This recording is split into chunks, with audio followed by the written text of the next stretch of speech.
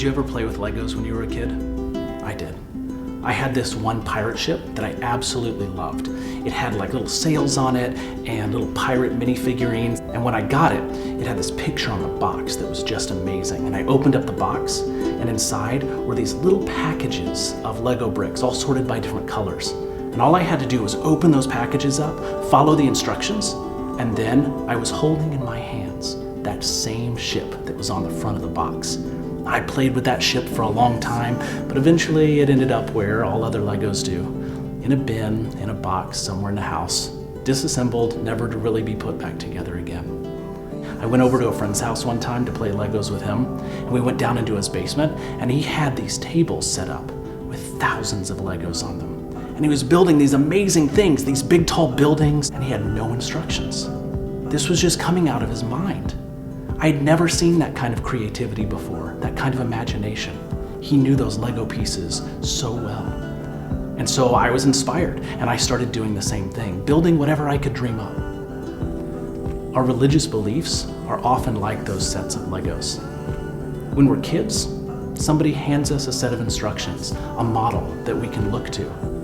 And it may be a pastor, or a friend, or a parent. And if we follow those instructions, we put together a faith that looks very much like what has been modeled for us. And that works out for a while. And then we have an experience, or we enter into a relationship that causes us to start to examine that faith that we've built, and we start taking it apart brick by brick. And we wonder, is this arrangement quite right? As a professor in the College of Christian Studies, this is where I get to come alongside students. And together we explore those bricks. And we look at what these bricks are composed of. We look at the spiritual shape of the bricks. And we explore classic spiritual disciplines like prayer and solitude and silence, service. We explore the history and the narrative and the archaeology of the Bible and how to interpret all those things. And then we look at the historical arrangement of the bricks. How have other builders over the past 20 centuries embodied the Christian faith? But when we're done, we don't just stop there with a pile of scrutinized bricks. No, once we have explored the complexities, the different facets of possibilities of these bricks, we start to build again. We're guided by the Spirit. We're inspired by the Bible, informed by the builders who have gone before us. And what we end up with may look very much the same as what we started out with.